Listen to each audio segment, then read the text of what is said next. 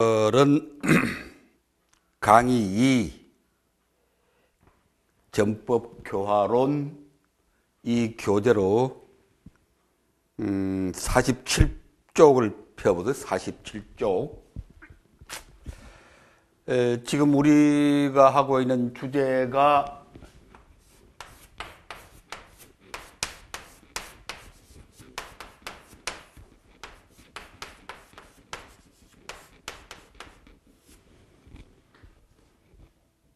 포교 전략 또는 불교의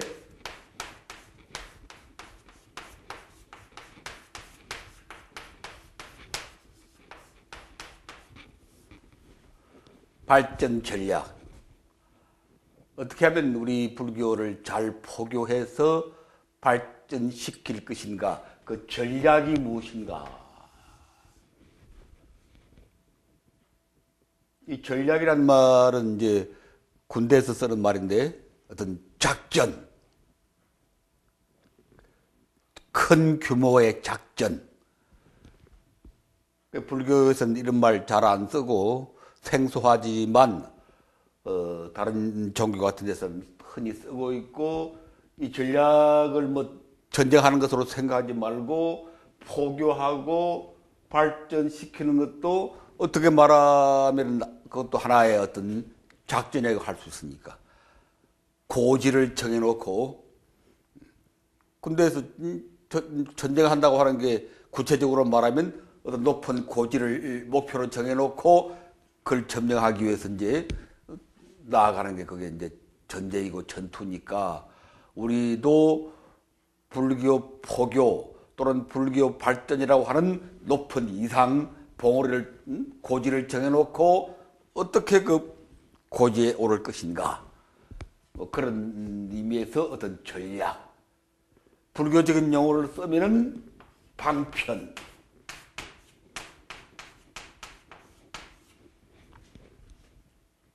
이 방편이라는 말은 더 쉽게 말하면 우리가 보통 쓰는 말로 하면 방법론.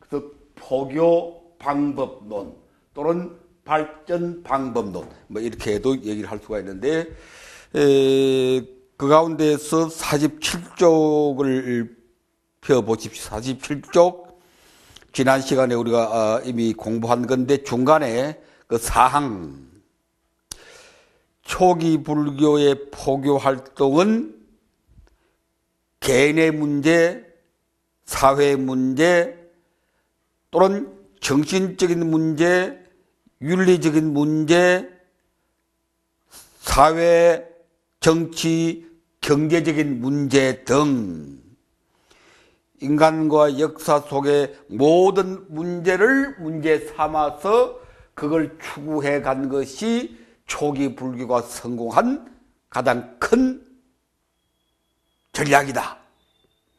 모든 문제를 문제 삼는다.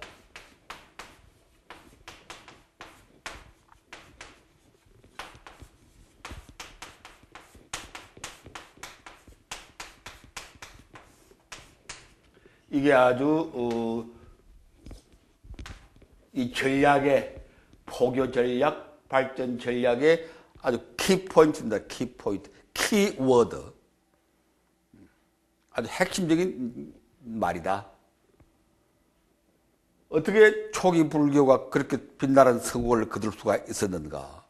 초기 불교는, 그러니까 부처님과 초기 대중들은 인도 사회가 가지고 있던 모든 문제, 개인적인 문제, 어떤 집단적인 문제, 사회적인 문제, 뭐 정신적인 문제는 물론이고, 정신적, 사상적 또는 뭐 철학적 그런 문제는 물론이고, 우리가 얼핏 생각할 때는 불교와 별로 관계가 없는 것 같이 생각되는 어떤 정치 문제 또는 경제 문제 또는 뭐 노동 문제, 사회계급 문제, 또 여성들의 어떤 인권 문제, 이런 모든 문제를 문제 삼음으로써 초기 불교는 빛나는 성공을 거둘 수가 있었다. 공부하는 우리 대중들은 이 말을 아주 명심해야 됩니다. 아주 명심해야 돼. 오늘날 우리 한국 불교가 왜 이렇게 침체했는가? 또 스님들이나 절가지 절 운영하는 분들이 우리 절이 왜 잘 안 되는가? 잘 되는 절보다 잘 못 되는 절들이 훨씬 더 많아요. 어제 무슨 회사 근처에 갔으니까 이제 조계사 한번 조계사에 들렀더니 사람들이 시장 바닥 정도는 아니지만 끊임없이 들락날락하고 아주 그래요. 또 마치 조계사에 보니까 국화 전시회가 열려가지고 아주 장엄하게 잘 꾸미져 있더만. 합동당에서 이제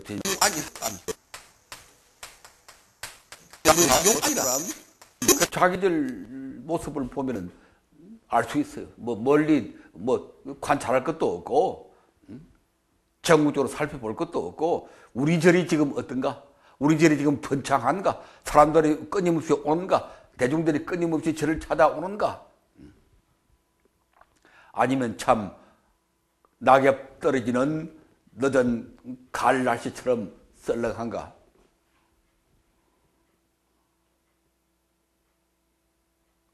근데 왜 그렇게 되었는가? 그 근본 원인이 바로 여기에 있습니다. 지금 우리 불교는, 아니 스님들이나 법사님들이 하고 있는 여러분들의 절은 이렇게 하지 않았다. 대중들의, 여러분 절에 오는 대중들의 문제를 문제 삼지 않았다.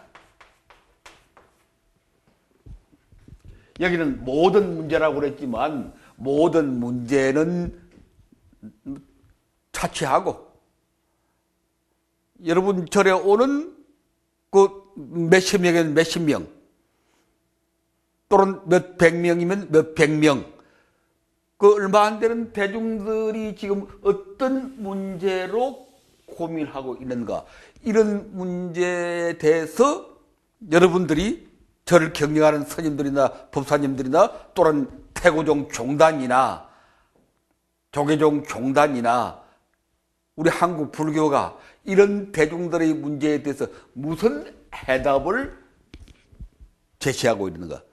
아예 문제조차 삼지 않는다. 아까 말했던 많은 문제들,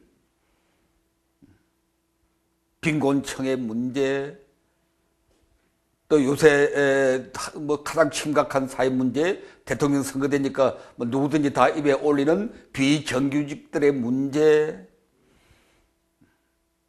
또 그렇게 거창하게 말하지 않더라도 우리 마을에 있는 독거 노인들의 문제, 또 요새 그 10대들의 어떤 탈선이라 그러면 좀 못하고 10대들의 어떤 가치관의 상실, 방황, 요새 또 매년 가초라는 그 10대들이 전국적으로 몇만 또는 몇십만이라고 그래요. 이건 아주 놀라운 일이라. 지금 몇십만의 청소년들이 거리를 방황하고 있다. 10대의 청소년들이 몇십만 명이, 말이 좋아서 청소년들이지 그렇게 방황하고 거리를 헤매고 있는 그 10대들은 이미 청소년이 아니고 어떻게 보면 무서운 위험 집단이다. 요새 강도하고 사람 죽이고 빼앗고 하는 게 상당수가 그 10대들의 범죄잖아요. 10대들의 범죄. 이런 문제들에 대해서 한국 불교가 그걸 문제 삼아 왔느냐. 그런 마인드조차 있었느냐. 그런 생각조차 있었느냐. 지금 이 강의를 듣는 스님 여러분들부터 한번 자신을 되돌아봐요. 크게 우리 전국적으로 말하지 말고 여러분이 살고 있는 그 지역 사회, 무슨 창원시면 창원시, 광주시면 광주시, 또는 화성군이면 화성군, 또 뭐 범위를 좀 좁혀서 우리 마을 그 독거 노인 문제, 그 불량한 청소년들 문제 등등 이런 무수히 많은 사회적인 문제들, 그런 문제들에 대해서 여러분들이 이것이 우리 불교의 문제다, 우리 절의 문제다, 이 문제가 우리 절 문제다, 이 문제가 우리 절 문제다,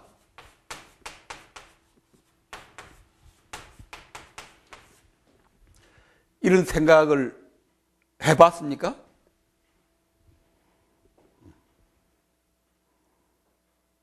우리가 뭐 말은 입만 열면 자비 그러고, 또 입만 열면 뭐 중생제도 그러고, 또 뭐 고상하게 뭐 견성성불 뭐 그러고, 또 고상하게 뭐 해탈열반, 초기 불교에서는 해탈열반, 그리고 대승불교에서는 중생제도 성불, 그리고 또 선불교에서는 직지견성, 그 고매한 고상한 말만 했지, 생각만 했지, 그것이 실제 어떤 의미를 가지고 있는 것인가.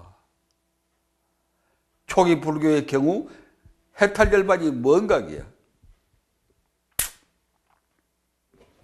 아라한이 누구 이야기야? 아라한.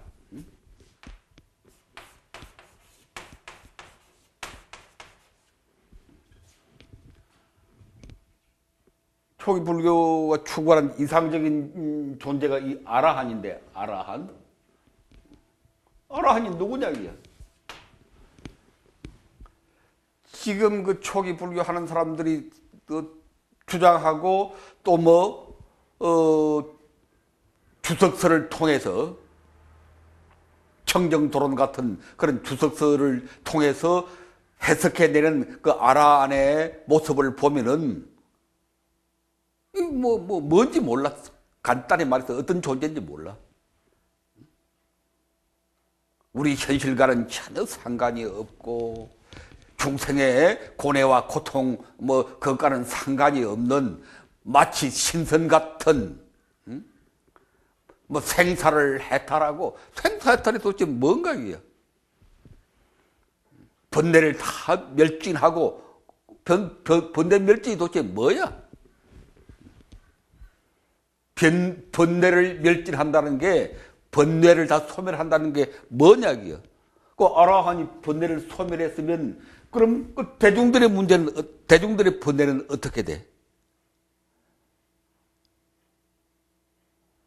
생사 해탈했으면, 그럼 많은 사람들의 생사 문제는 어떻게 돼? 그 아라한은 그럼 자기만 그렇게 해탈하고,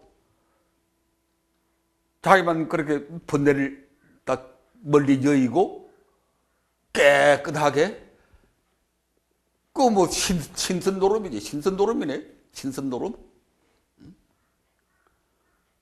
근데 초기 불교하는 사람들이 좀 얘기를 들어봤으면 좋겠어. 당신들이 생각하는 아라한이 어떤 존재냐? 어떤 존재길래 그렇게 되는 것을 이상으로 추구하느냐? 지금 초기 불교하는 사람들도 그런 식의 삶을 이상적인 삶으로 추구하고 있는 것이 아니냐. 까마귀 싸우는 고래 백로야 가지 말라. 성난 까마귀 희비털 세우나니 청파에 고이 씻어 몸털을 필까 하노라. 수행 이빠사나 사마타 수행 잘 해가지고 홀로 번뇌를 탁 여의고 생사를 탁 해탈해서 백로처럼 깨끗하게 홀로 조촐하게 홀로 자유롭게 그렇게 되는 것이 그게 아라한이냐. 그런 아라한이 이 세상에 얼마나 필요한 존재냐, 그게. 그렇게 될 수 있는 사람이 몇이나 되느냐? 아라한의 길이 만인이 갈 수 있는 보편의 길이냐?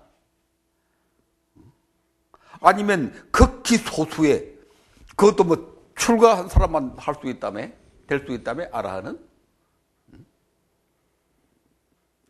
초기 경전이 우리가 불교를 하는데 아주 기본이 되고, 참 나는 그걸 초기 경전을 뭐라고 표현하는고 하니,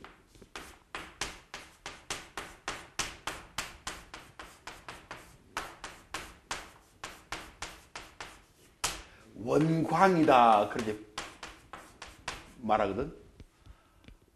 원광석이다. 우리가 만일 금을 만들어낸다고 한다면은 금이 그냥 바위 속에서 이렇게 뭉텅 나오는 게 아니고, 그 원금광석, 금이 이렇게 함유되어 있는, 박혀 있는 그 큰 금광석을, 그게 이제 바로 원광이지. 원광석을 그 부시고 물에 어떻게 하고 그런 과정을 다 거쳐서 이제 찬란한 금이 나오잖아요. 그와 같이 초기 경전도 우리가 참 금을, 진리를 발견할 수 있는 원광인데, 그 말은 무슨 말인고 하니, 초기 경전에도 잡석이 많단 말이에요. 잡석.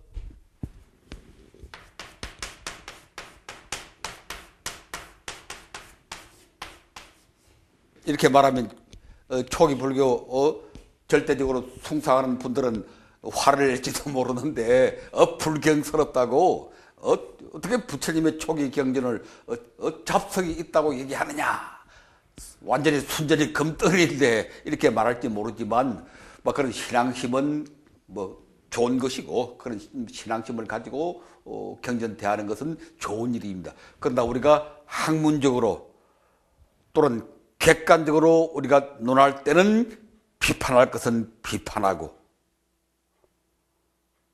잘못된 것은 잘못된 것으로 보고, 그래야 잘된 것을 우리가 발견할 수 있고, 그런 것입니다. 그래서 지금 오부의 니까야, 쌍유타 니까야로부터 오부의 니까야 모두가 금덩어리다, 그건 아니다. 그런 맹목적인 신앙은 바른 신앙이 되지 못합니다. 사띠 하잖아요. 우리가 사띠, 초기 불교의 수행법이 에까야나, 지난 바로 어제 얘기했는데, 영식으로 번역하면 the only way. 그래서 많은 학자들은 유일한 글이라고 해석하지만 나는 그렇게 말하면 안 되고, 많은 수행법이 다 가치가 있지만, 팔정도가 다 훌륭한 수행법이지만 결국은 사띠로 돌아간다. 그래서 하나로 돌아간다는 의미의 에까야나. 요컨대 초기 불교의 가장 뛰어난 수행법, 그 사띠입니다. 이 사띠의 대상이 법구경에 보면은 부처님을 사띠하라, 부처님을 지켜보라, 이게 요새식으로 말하면 염불하는 겁니다. 이 사띠를 한자로 번역할 때는 염이라고 번역하거든. 팔정도에서는 정염이라고 그러거든. 이 사띠란 말은 수없이 강조했지만 지켜본다, 지켜보다. 여기서 말하는 생각염자, 생각한다는 게 바로 지켜본다는 것이라.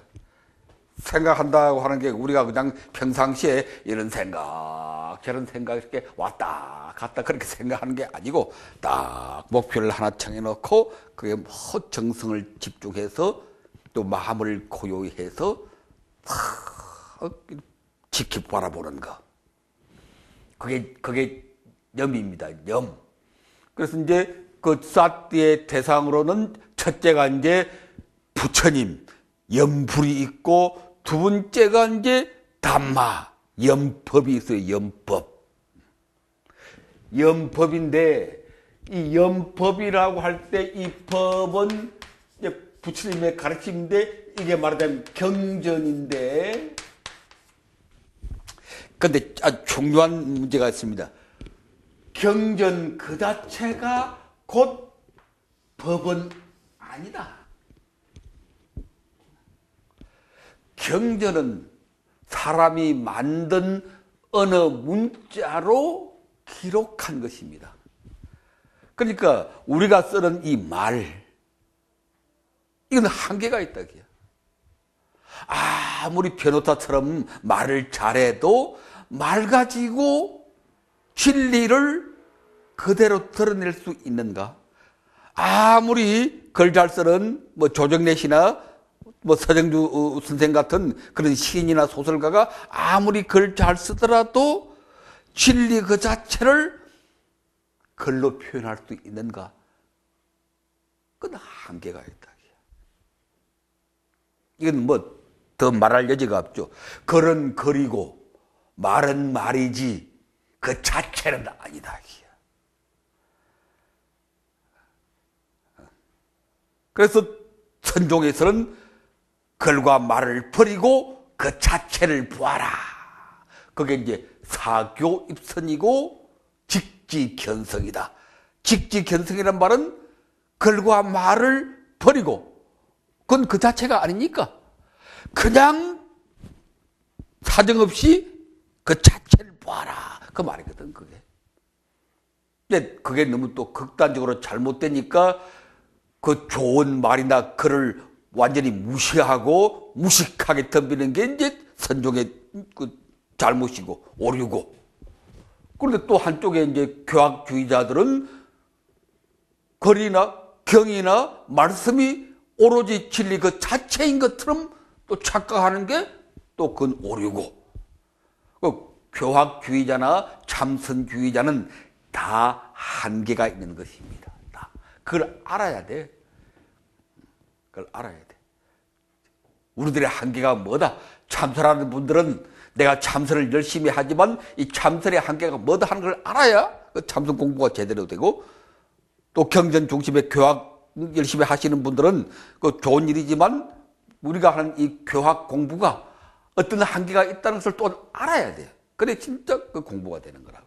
그래서 경전이 아무리 거룩하고 존중의 대상이 되고 하는 것이지만 경전의 말씀 그 자체가 법은 아니라 가까이 가는 가리키는 손가락이고 나침판이고 그런 것이지 그 자체는 아니다. 그래서 초기 경전 공부하는 분들도 초기 경전에 관해서 신앙심을 갖는 것은 마땅히 가져야 할 좋은 일이지만 거기에도 잡석이 있다는 것. 초기 경전을 절대시 하지 마라. 초기 경전을 존중하고 받들되 초기 경전에 매이지 말아라. 청정도론을 중요하게 생각하고 그게 주석을 참고하되 그것을 절대화하지 말아라. 진리라고 하는 것은, 이 법이라고 하는 것은 어떤 해석이 정해져 있는 게 아니다.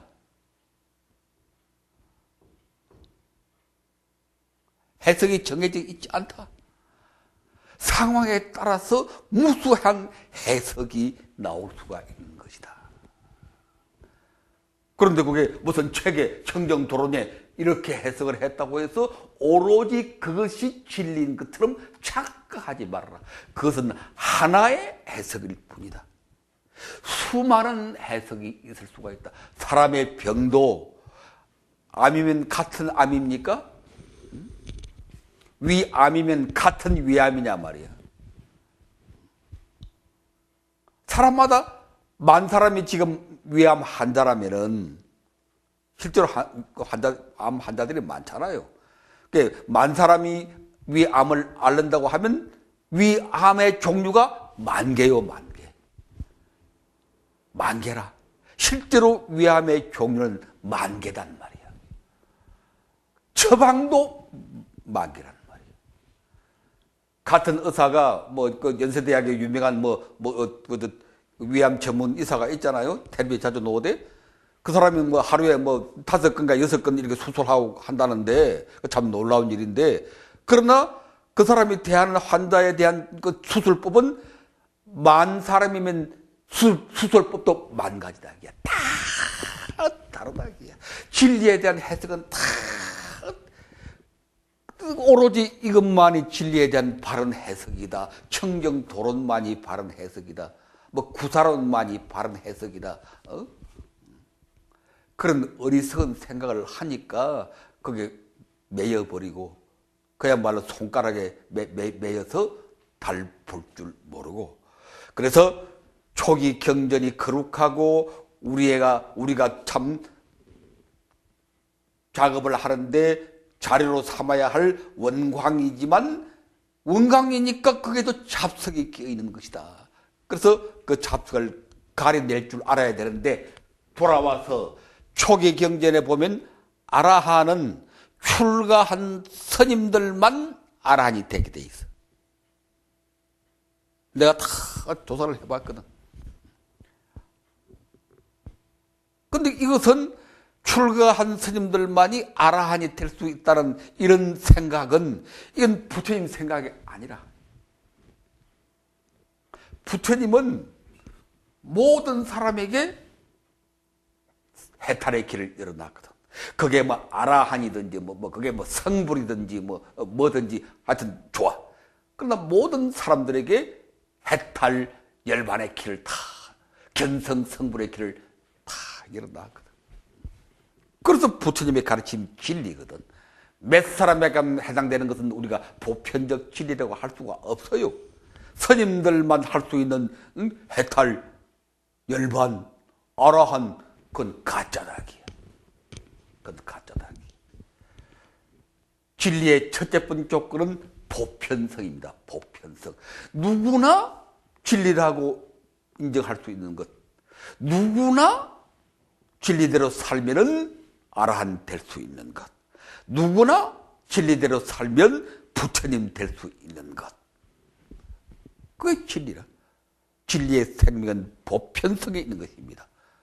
한국에서도 될 수 있고, 인도에서도 될 수 있고, 미국에서도 될 수 있고. 그게 진리지.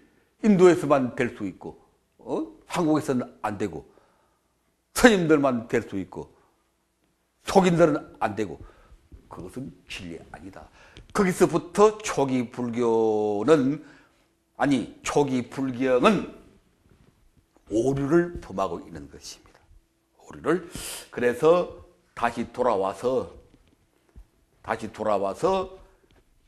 초기 불교가 성공한 것은 모든 사람들의 모든 문제들, 특수한 사람들의 특수한 문제들만 문제 삼은 게 아니고, 모든 사람들, 모든 문제들을 문제 삼아서 그 해결의 길을 바르게 제시하려고 끊임없이 노력했기 때문에 초기 불교가 만인에게 받아들여졌다. 초기 불교 좋아하는 사람이, 출가한 스님들만 초기 불교 좋아했습니까? 바로 어제 지난 시간에 수니타 장로의 우리 고백을 들어봤죠. 테라가타에 실려있는, 장로 개경에 실려있는 수니타라고 하는 최하층 불가촉 천민, 청소부. 요새는 청소부가 공무원이고 상당히 대우받는 그런 존재입니다. 그러나 그 당시 인도에서는 가장 천한 직업이 청소부였거든. 최하층 천민. 그런 최하층 천민도 부처님이 찾아와서 손을 만지고 그 천민에게 법을 설했다. 출가한 사람도 아닌데, 속인 가운데서 최하빨이 속인인데 부처님이 와서 손잡고 법을 설했거든. 그러니까 그 최하빨이 속인 수니타 청소부도 깨달았거든. 근데 그 말은 부처님이 그 최하층 핫바리 속인의 문제를 풀어줬다는 그런 얘기거든. 그가 가슴에 안고 괴로워하는 현실적인 문제, 정신적인 고통을 부처님이 풀어줬다는 말이에요. 그래서 초기 불교는 위로는 빈비사라 왕으로부터 아래로는 최하층 청소부에 이르기까지 모든 대중들에 의해서 받아들여진 것이고, 그래서 불꽃처럼 일어나고 성공한 것이다. 그런데 지금 초기 불교하는 양반들, 그 당신들이 추구하는 이상은 뭐냐 이게야? 아라한을 내세워서 지금 뭘 어떻게 하려고 하느냐 이게.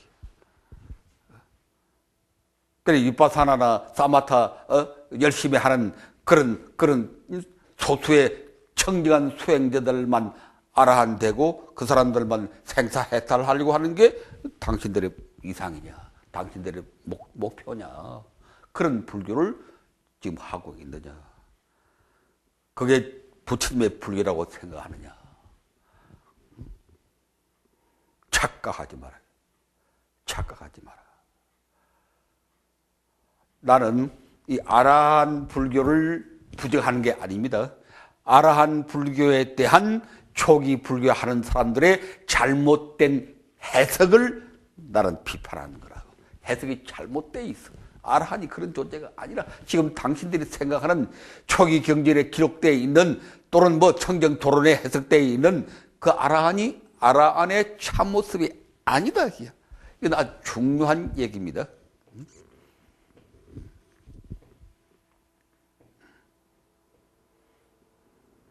내가 보기에는 이 아라한은 확 열린 사람이라. 혼자 깨끗하게 뭐 혼자 초월적으로 혼자 세탄을 누리고 혼자 뭐 번뇌를 멸진하고 하늘과 소통하고 뭐 하늘의 공양을 받고 그런 게 아니다. 그런 게 아니다. 그건 왜곡된 것이다. 본래 아라한은 부처님도 아라한이지. 부처님도 아라한이죠.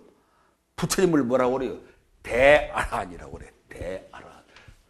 다른 아라한과 구분하기 위해서 부처님을 대아라한 그러거든. 부처님께서 와라나시 사섬 동산에서 첫 설법을 하니까 몇 사람이 이 아라한이 되었습니까? 5사람. 그런데 경전에서는 이렇게 해서 이 세상에 6명의 아라한이 존재했다. 그렇게 기록을 하고 있거든. 5사람이 아라한이 됐는데 6사람이 됐대. 그럼 한 사람은 누구냐? 붓다거든.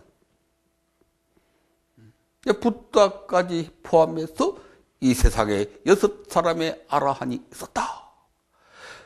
그 다음에 곧 야사설을 비롯해서 그 친구들 해서 60명의 아라한이 탄생했거든. 이 60명의 아라한을 모아놓고 부처님이 뭘 했습니까? 부처님이 전법 부촉을 했단 말이야. 이거 아주 중요한 얘기라. 60명의 아라한들을 모아놓고 부처님께서 전법 부촉이라고 그러면 여러분 당장 머리에 떨어져. 전법하러 떠나가라.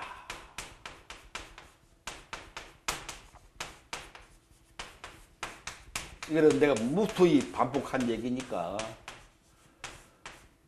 그 다음 뭐라고 그랬어요? 그 다음 많은 사람들의 이익과 행복을 위하여.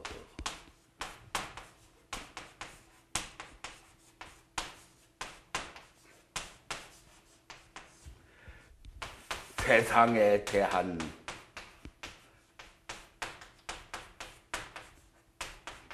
연민으로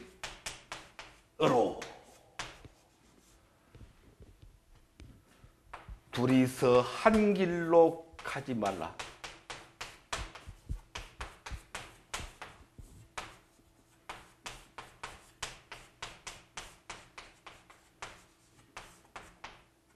이게 그 역사적인 전법 부촉 또는 전도 선언의 첫머리입니다. 첫머리. 수행자들이요. 여기서 말하는 수행자들은 곧 비구들이요. 여기서 말하는 비구들은 모두 아라한들입니다. 60명의 아라한들을 놓고 지금 부처님이 하는 겁니다. 그 아라한들 보고 부처님께서 뭐 하라고 그랬느냐? 정법하러 떠나가라고 그랬어. 이 말은 중생을 섬겨라. 중생을 섬겨라. 중생을 돌봐라. 수많은 아까 말한 순이따 장로 같은 거래의 청소부 같은 저 사람들을 섬기고 저 사람들을 돌보고 저 사람들을 설해서 구제하라. 많은 사람들이 빠졌네. 많은 사람들의 이익과 행복을 위하여.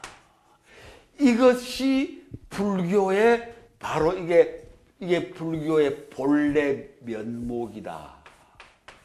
불교가 뭐냐? 불교가 뭘 추구하는 종교냐? 이거다. 많은 사람들의 이익과 행복을 추구하는 것이라. 아까 내가 진리는 보편의 것이다 그랬죠? 몇 사람만 위하고 소수의 출가 수행자만 뭐 어라한 되고 생산했다. 그건 아니다. 그건 분명히 아니니까 그런 불교 추구하면 안 됩니다. 지금 참선하는 사람도 마찬가지. 뭐 10년, 20년 앉아서 뭐 안거나 하고 뭐 화두나 들고 그런 사람들만 뭐 한수씩 한다. 그건 가짜다. 그런 불교는 틀렸다. 뭐 그것도 불교 뭐 아니라고 말할 수는 없지만 불교의 본래 명목이 아니다. 뭐 불교 아니라고까지는 하지 않겠습니다. 불교는 모든 것을 다 포용하니까 절에 가면은 나한전도 있고 독성각도 있으니까. 그러나 절의 중센터는 대웅전이거든. 불교의 생명은 많은 사람들의 이익과 행복을 추구하는 것이거든. 오케이. 그래서 아라한들 보고 뭐 하라고 그랬느냐? 많은 사람들 찾아가서 법을 설하고 그들을 구제하고 그들을 섬기고 그들을 보살피고 그들과 나누고 그들의 이익과 행복을 실현해 내어라. 어디 홀로 깨끗하게 그냥 신선된 것처럼 고요히 살다가 그냥 소리 없이 조용히 흔적 없이 사라지는 것 그런 게 어디 있어요 이게? 이 세상에 대한 연민과 헌신 이걸 우리가 자비라고 한단 말이에요. 자비심으로. 아라한들이 어떤 사람들이냐? 지금 초기 불교하는 사람들이 상상하는 그런 모습이 아니라 아라한이.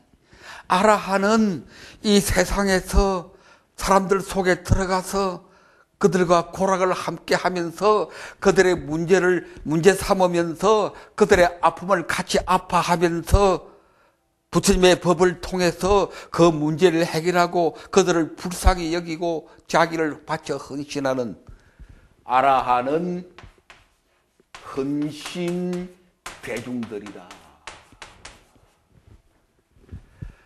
지금 일부 초기 불교 하는 사람들의 아라한에 대한 해석이 잘못되어 있습니다.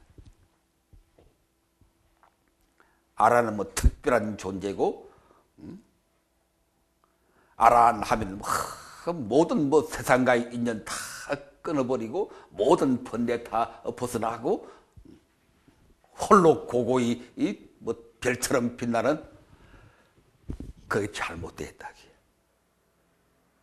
그 초기 불경에서도 일부 왜곡되게 묘사했고 그 다음 뒤에 오면서 청정도론을 비롯한 상자부 계통의 주석서에서 더 잘못 왜곡되게 묘사했고,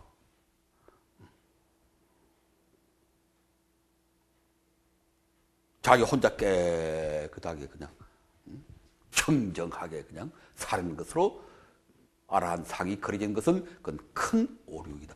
여기 나와 있더라. 이거 60명의 아라한 보고 부처님이 최초로 하신 말씀이 이게 아라한의 길이거든. 이게 아라한들이 가야 할 길을 부처님께서 명백히 제시했단 말이에요. 가만히 있지 마라. 홀로 깨끗하게 앉아 있지 말아라. 돌아다녀라. 전법하러 떠돌아다녀. 돌아다녀. 사람들 찾아다녀. 그들의 문제를 문제 삼고 그걸 같이 해결하려고 노력하고, 그래서 그들의 이익과 행복을 실현해내라. 그게 그대들의 의무이다. 임무이다. 사명이다. 이 세상을 불쌍히 여기라. 연민과 헌신의 삶을 살아라. 급하구나 이 세상이 불타고 있다. 둘이서 짝지어서 갈 여유가 없다. 저마다 무소의 뿔처럼 홀로 개척에 가라. 그래서 부처님이 열어 보이신 아라한은 헌신 대중들이다. 또는 이걸 자비성중이라고 합니다. 자비성중이다. 아라한이 누구냐? 자비성중들이다.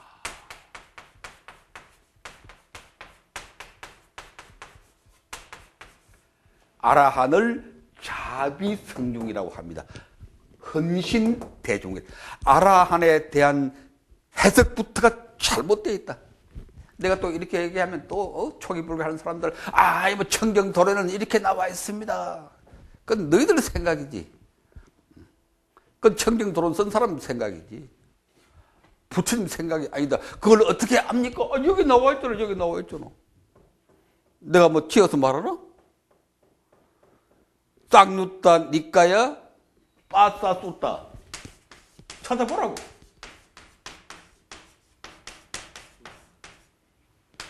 쌍누따 니까야에 빠싸 숫다라는 경이 있어. 빠사라는 게 뭔가 하니 이게 사람을 묶는 끈 또는 사람을 구속하는 어떤 올가미도 끄이지만 올가미경, 나는 저걸 올가미경이라고 번역하는데,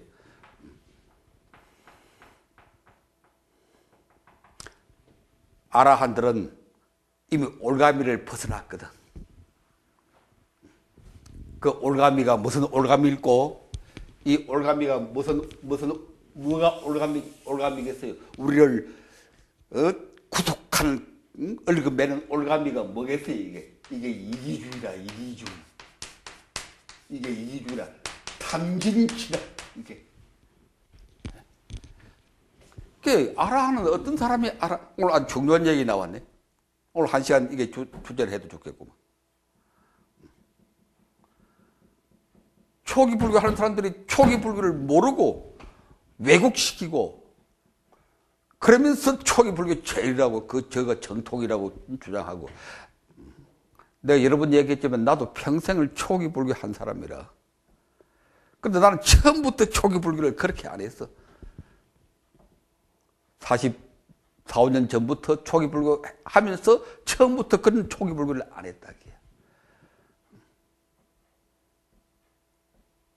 지금 생각해도 내가 참 바르게 봤다. 그때는 불교도 잘 모르고 초기 경전도 없었던 때고, 그때는 1970년이니까 뭐 쌍유도니까 번역서도 없었고, 나도 공부가 일천해서 뭐 불교도 잘 모르고 그런 상태에서 초기 불교를 썼거든. 그게 룬빈이에서 굿이 나가라까지. 근데 그게 보면은 이런 얘기가 이미 다 들어있어. 40년 전에 쓴 글에 다 들어. 지금 생각해도 내가 바르게 봤구나. 내 힘이 아니고 참 부처님의 가피다. 그때 40몇 년 전에 봤는데 바르게 본 것이라. 그래서 초기 불교 같은 동지적 입장에서 말하면은 초기 불교 바르게 해야 된다. 그래야 불교에 누를 끼치지 않는다. 한국 불교 발전 전략, 포교 전략에 누를 끼치지 않는다. 지금 초기 불교는 누를 끼치고 있다. 지금 당신들이 하는 식으로 초기 불교 하면은 불교 발전이 안 돼. 누가 세상에 나와서 고생하면서 평생을 바치면서 이렇게 하겠어. 홀로 깨끗하게 죄는 무사한 것이구나 하고 앉아서 그냥 깨끗하게 살려고 뭐 하지. 누가 이렇게 하겠는가. 초기 불교는 아라한들이 처음부터 이렇게 했단 말이에요. 이게 아라한의 길이거든. 이게 아라한의 본래 면목이거든. 이게 그 아라한을 그렇게 저기 절에 큰 절에 가면은 해인사나 통도사 큰 절에 가면은 나한전 조그맣게 지어놓고 초기 불교 뭐 500난 해가지고 조그맣게 만들어서 500명 앉혀놓는 그렇게 초라한 모습으로 아라한을 전락시키지 말아라. 그 대승불교인들이 그렇게 만들었는데 대승불교인들이 아라한을 그렇게 조그만 나한전에다가 올망졸망한 인형 같은 그렇게 만들어서 초라하게 그렇게 놓은 이유가 있단 말이에요. 상자부 계통의 불교에서 아라한을 독신 청정자 왜곡시켰기 때문에 스님들만 아라한 될 수 있고 홀로 깨끗하게 살아가는 것으로 세상이 불타오르던 홍수에 휩쓸리던 많은 사람들이 문제 때문에 괴로워하던 독신청정이라 홀로 그러니까 대승불교 하는 사람들이 이건 불교 아니다. 이런 불교 가지고 했기 때문에 인도 불교가 망했다. 그것에 대한 비판과 반성. 새로운 불교 일으키면서 당신들은 좀 옆자리를 비켜나세요. 홀로 깨끗하게 살아갈 테니까 조그마한 집에 가서 홀로 깨끗하게 사세요. 하고 그렇게 나한전 그렇게 만들어 놓은 것이라. 그래서 상자부를 중심으로 한 부파불교, 남방불교에서 이 아라한을 왜곡시켰기 때문에 이 아라한을 욕보이고 있는 것이다. 당신들이 뭐 아라한 불교 한다고 그러지만 도리어 아라한을 욕보여 온 것이다. 지금까지. 아라한 복권 운동, 아라한 회복 운동을 벌여야 한다.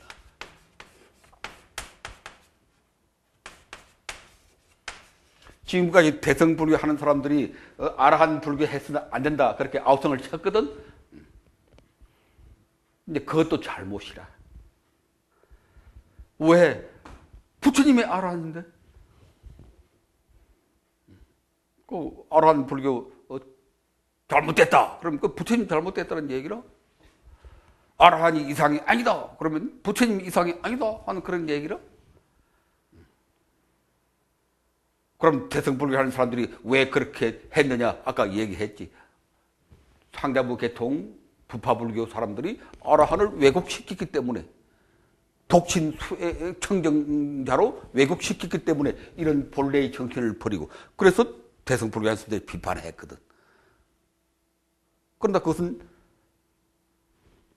잘못 해석한 것에 대한 비판이지 본래 아라한에 대해서는 그렇게 비판하면 안 되거든. 부처님의 아라한이거든.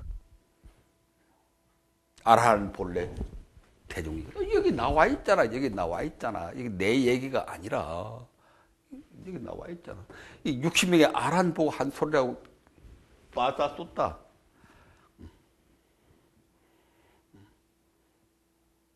그래서 대승불교 하는 사람들도 아라한 불교 잘못됐다 그렇게 말하면 오륙을 범하는 것이고 부처님의 아라한이니까 본래 아라한으로 돌아가자 그래야 되지.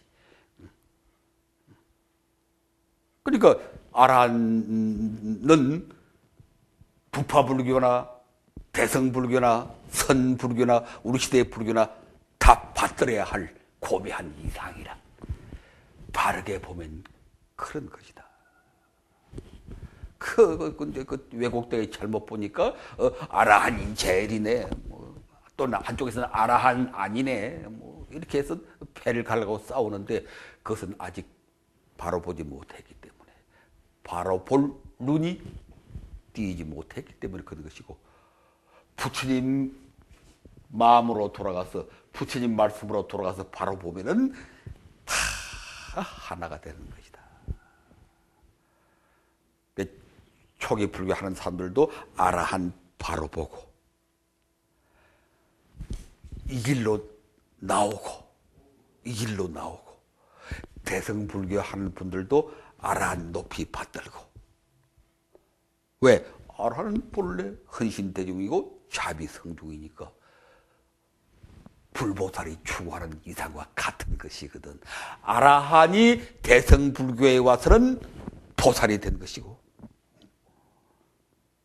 성불이 된 것이고 그런 것이지 따로 있는 게 아니다. 같은 것인데 시대에 따라서 다만 표현이 이름이 좀 달라지는 것일 뿐인데 본질이 다른 것처럼 서로 반복하고 부정하는 것은 잘못된 것이다. 자, 이렇게 오늘은 아라한을 중심으로 우리 불교가 어떤 불교가 되어야 하느냐, 모든 사람들의 모든 문제를 문제 삼아야 우리 절이 번창한다. 오늘의 한국 불교가 번창한다. 그걸 다시 한번 얘기를 하고 쭉 넘어가서 48쪽에 가서 좀 구체적으로 얘기를 했습니다. 모든 문제를 문제 삼는다고 했는데 그 가운데서도 강조할 게 어떤 문제인고 하니 사회 경제적인 문제. 초기 불교는 이 사회 경제적인 변화를 추구했다. 왜 이걸 그게 앞세웠는가 하니 우리가 살아가는 데는 이 사회 경제적인 조건이 제일 중요한 조건이기 때문에 오늘날 지금 대통령 선거하는 후보들도 다 사회 경제적인 변화를 제일 먼저 내세우잖아요. 경제를 어떻게 하겠다, 일자리를 늘리겠다, 국민 소득을 어떻게 하겠다, 비정규직을 어떻게, 그게 전부 사회 경제적인 문제거든. 왜? 그것이 우리가 살아가는 가장 기본적인 조건이기 때문에 사회 경제적인 조건이 아무리 잘나고 아무리 고상한 사람도 그 사회 조건 속에 살게 돼 있고 경제적인 조건 속에 살게 돼 있습니다. 내가 아무리 잘나도 별 수 없이 하루 세 끼 밥 제대로 먹어야 사람 노릇하지. 하루 세 끼 밥 제대로 못 먹으면 나도 별 수 없는 하나의 중생에 불과한 것이고 먹으려고 끌떡거리는 그런 존재에 불과한 것이다. 고매한 정신, 그것도 사회 경제적인 조건이 실현되었을 때 가능한 것이다. 아라한, 성불, 그것도 사회 경제적인 조건이 존재되었을 때 가능한 것이지. 그래서 이 사회 경제적인 조건을 바르게 변화시키는 이 운동은 불교의 본질적인 과제입니다. 오늘날 우리 불교도 이 사회 경제적인 정치적인 변화에 대해서 이게 우리 불교의 문제다라고 받아들여야 합니다. 비정규직의 문제가 우리 불교의 문제이다.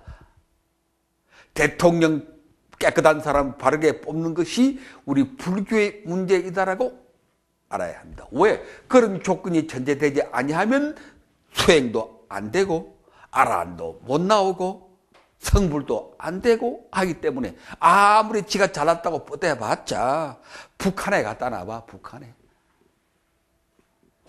북한에 갖다 놔봐. 수행 되겠어요? 초기 불교 되겠어요? 참선 되겠어요? 북한에 갖다 놔봐. 그러니까 내가 항상 주장하는 게 이 사회적 조건이 전제가 되는 것이다. 이것을 변화시키지 않고서는 깨달음도 해탈열반도 성불도 안 되는 것이다. 이것을 우리는 사회적 문제의식이라고 합니다. 사회적 문제의식. 오늘 우리 불자들이 가져야 할 포교 전략과 발전 전략의 기본적인 마인드는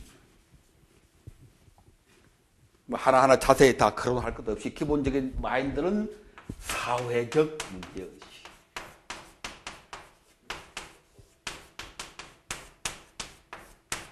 이걸 줄이면은 사회의식.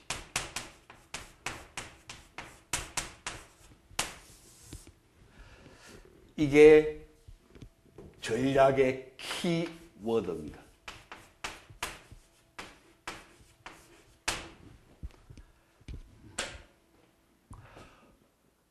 왜 이 사회 문제에 대해서 그렇게 불자들이 무관심하고 우리 절에 오는 대중들이 지금 어떤 문제를 괴로워하고 있는 것에 대해서 관심이 별로 없고 그 문제를 해결하지 할 의지가 별로 없고 목탁이나 치고 기도나 하고 부흥이나 하고 하는 것에 집착, 안주하고 있느냐. 사회적 문제의식이기 때문에. 불교는 철저하게 사회적 문제의식에서 출발하고 있다. 부처님은 그 출가에서부터 나중에 열반에 이르기까지 부처님의 생애는 철저하게 사회적 문제의식으로 관철되고 있다. 출발할 뿐만 아니라 끝까지 가고 있다. 부처님과 지금 우리들의 차이점. 부처님은 출발부터 철저하게 사회적 문제의식으로. 그 때문에 출가했고, 그 때문에 구행했고, 그 때문에 성도했고, 그 때문에 법륜을 굴렸고, 그 때문에 마지막 순간까지 피땀 흘리면서 갖고 관철했다.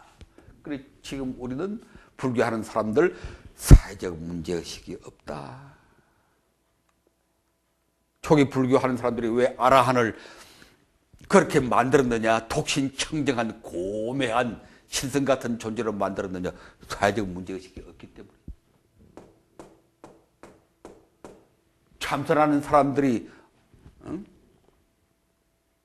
견성자들 한소씩 한 사람들의 모습을 왜 지금처럼 그냥 홀로 논의는 그런 고고한 존재로 만들었느냐. 사회적 문제의식이 없기 때문에.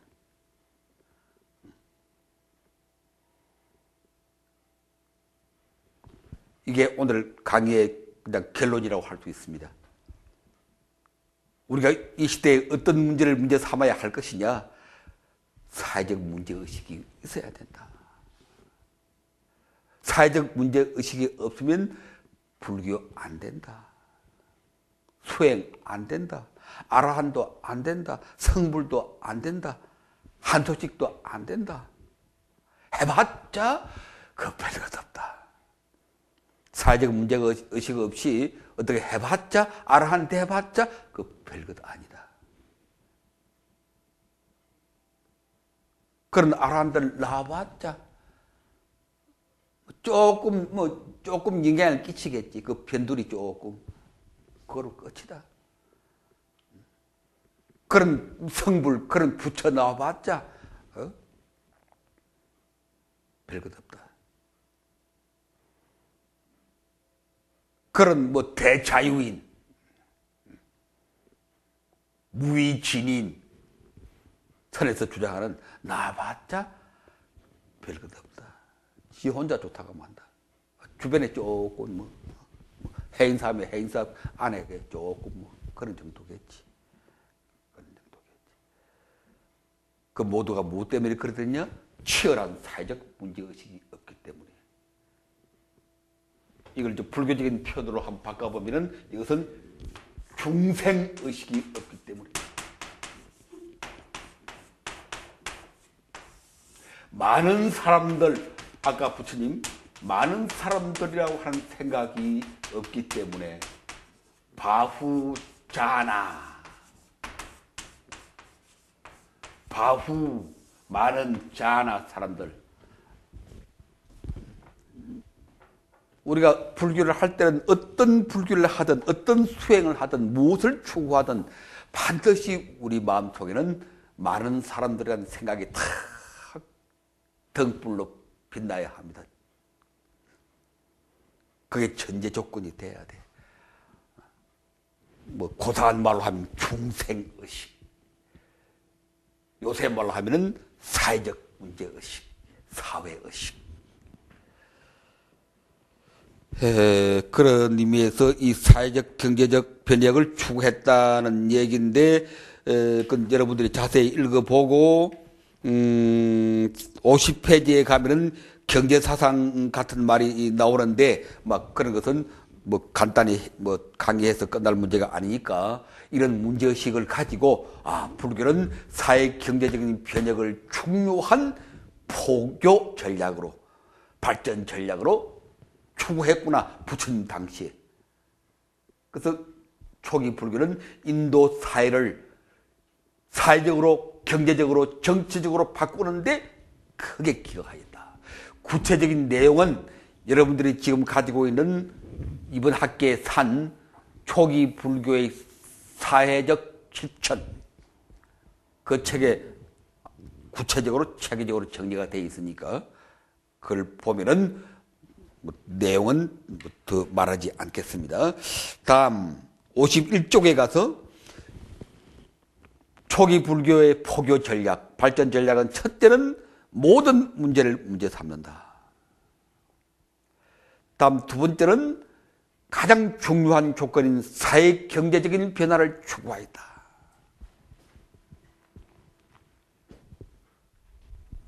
한마디만 하면은 부처님께서 이 사회를 변화시키기 위해서 주장한 가장 간절한 방법이 다나입니다.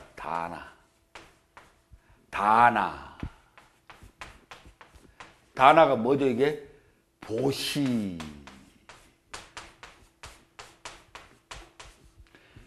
중국에서 뜻으로 번역할 때는 보시라고 번역했고, 이 글자대로 번역했을 때는 단나라고 번역했어요. 단나. 중국에서 보시하는 시주들을 단월이라고 번역했어요. 단월. 단이란 말 들어봤죠? 단월이란 말은 시주란 뜻입니다. 시주. 보시하는 대중들을 시주라고 그러잖아요. 그것을 중국에서 단월이라고 번역했는데, 이게 이 단아라고. 그럼 이 사회 경제를 또는 정치를 어떻게 바꿀 것이냐? 나가서 뭐 데모할 거냐? 데모할 때는 해야지. 부처님 때도 데모했어요. 부처님이나 또는 그 대중들이. 그러나 기본적인 방법은, 이 사회를 변화시키는 기본적인 방법은 다나입니다. 다나. 보시입니다. 보시. 나는 이것을 뭐라고 번역하는 거니? 나눔과 섬기입니다. 나누고 섬기면서.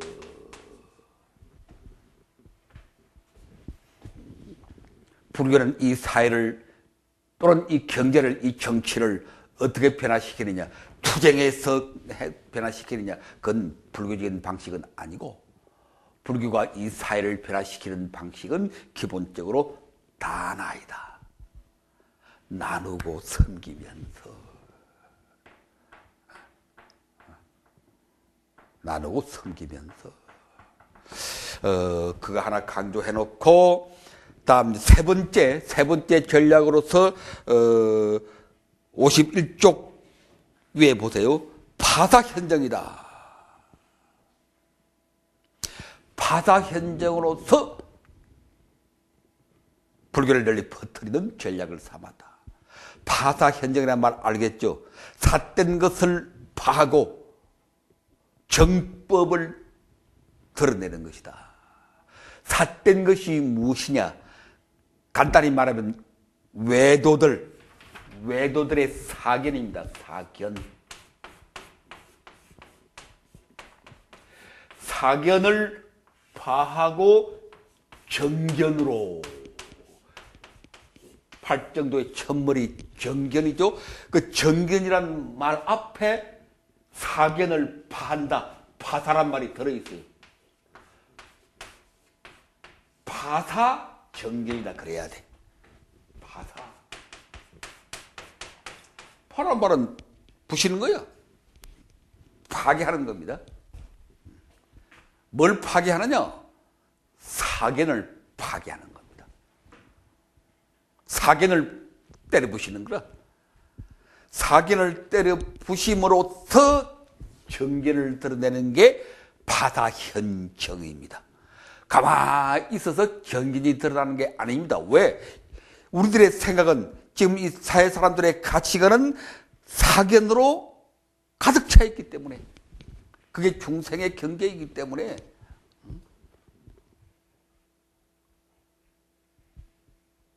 그걸 그대로 두고는, 암세포를 그대로 두고는 정상세포가 드러나지를 못해요. 그래서 의사들이 치료할 때 제일 먼저 하는 게 암세포를 제거하는 것이거든. 그러면서 면역력을 키워서 정상세포를 드러나게 하는 것이거든.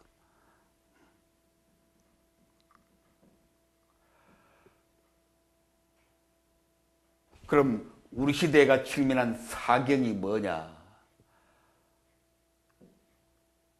뭐 몇 가지가 있죠. 뭐 첫째, 공산주의 같은 것도 사견이고,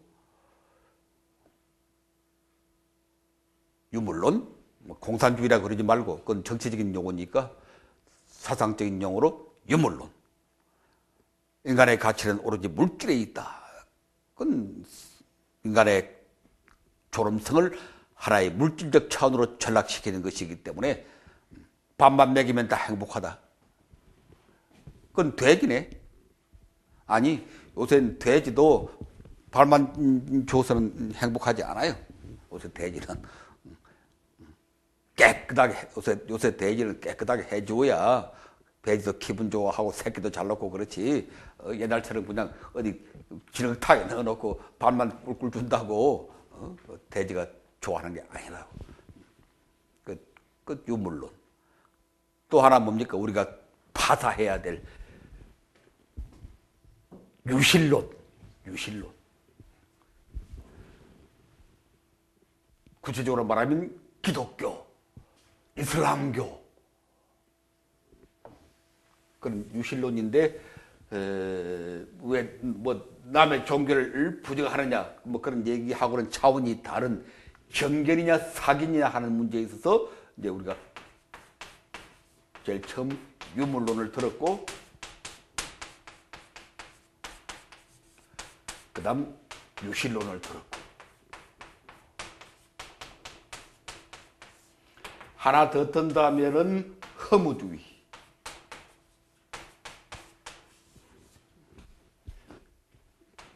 단멸론.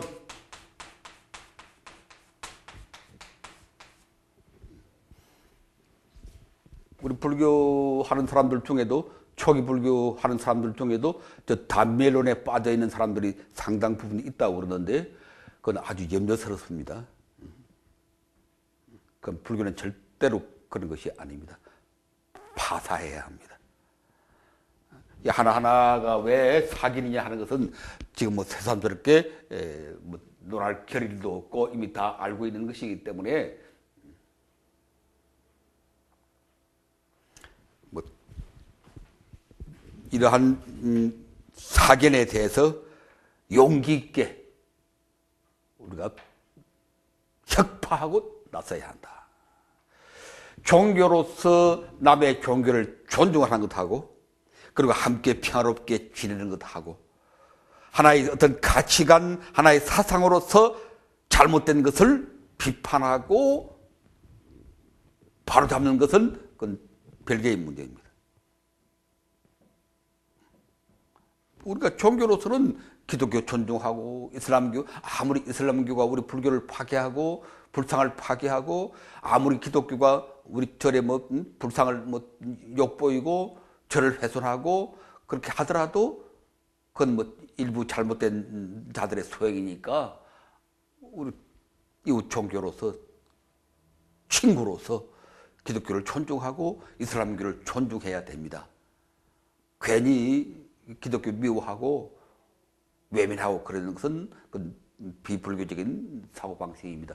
나는 몇 번 얘기했는데 우리 아파트에서 척 나오면은 한눈에 보이는 게 성당의 십자가와 교회의 십자가 나란히 보여요. 나올 때. 나는 꼭 나올 때 손을 탁 들어서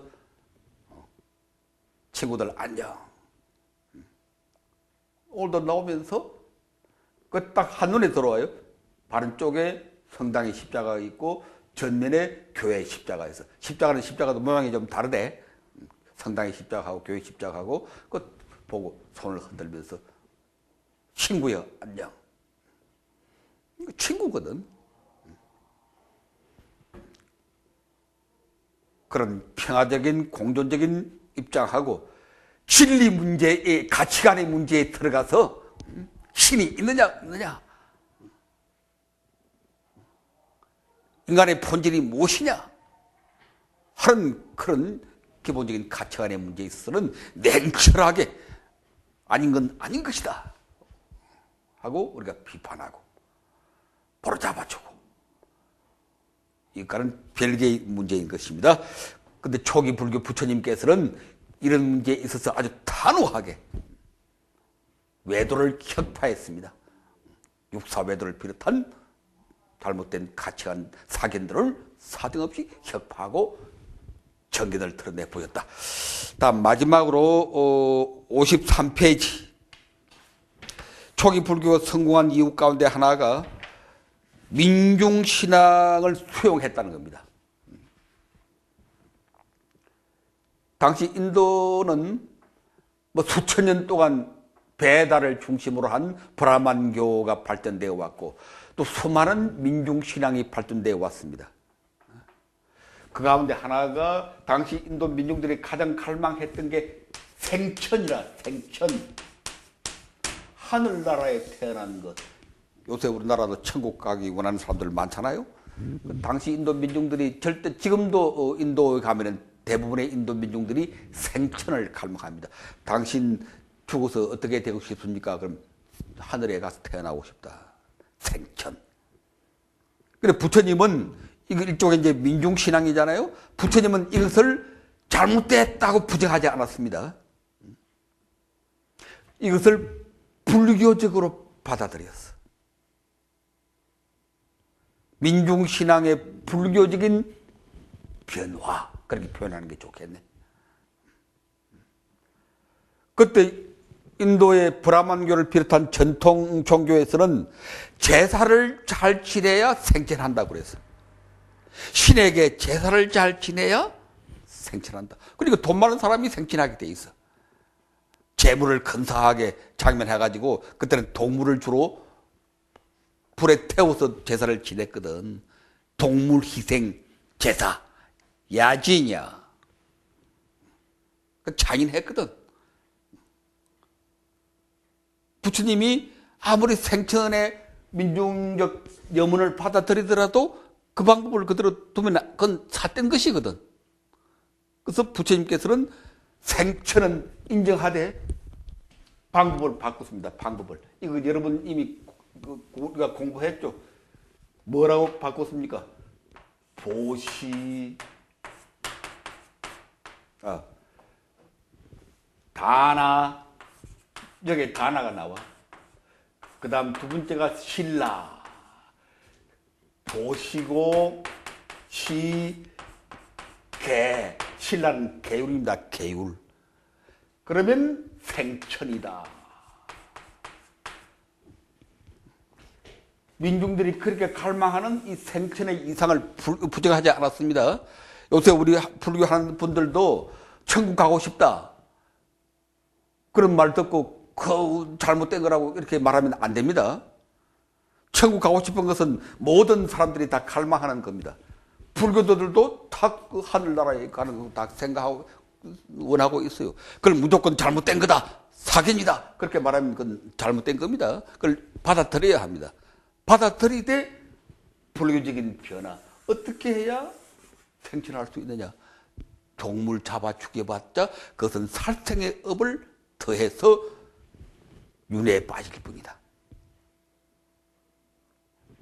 보시하고 개울시키는 것이 생천의 공덕이다. 얼마나 멋있어요.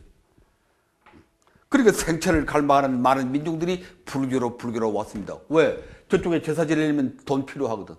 그런데 여기서는 돈이 필요 없잖아요. 이 다나라고 하는 것도 자기 있는 만큼 자기 능력껏 하는 거니까. 신라는 깨끗하게 열심히 살면 되는 거니까. 이게 훨씬 더 대중적이고 또 하기 쉽잖아요. 그러니까 불교로 몰려온 것이다. 기도하면은 대학 합격합니까?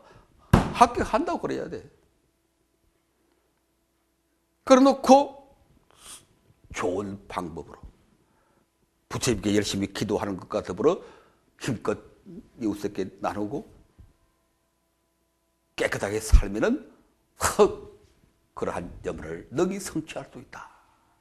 이와 같은 지혜가 필요한 것이지, 기도 그것은 기복 불교고, 그건 탈핵 종교고, 탈핵 신앙이고, 불교 아니다. 이것은 그야말로 참 지혜가 없는 표협한,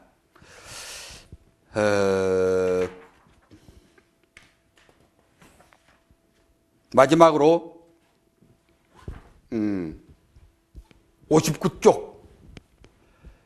59쪽에 초기 불교의 포교 전략, 발전 전략, 마지막을 장식하는 게 다함없는 인간애를 통하여. 이게 결론이니, 이게 결론. 포교 전략, 불교 발전 전략, 이 모든 것을 다 아우러서 한마디로 결론 내리면은 불교는 어떻게 해서 널리 번창할 수가 있느냐?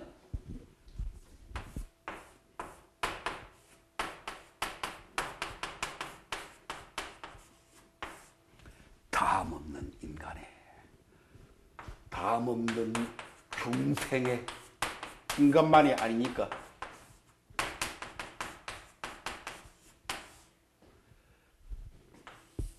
연민과 헌신,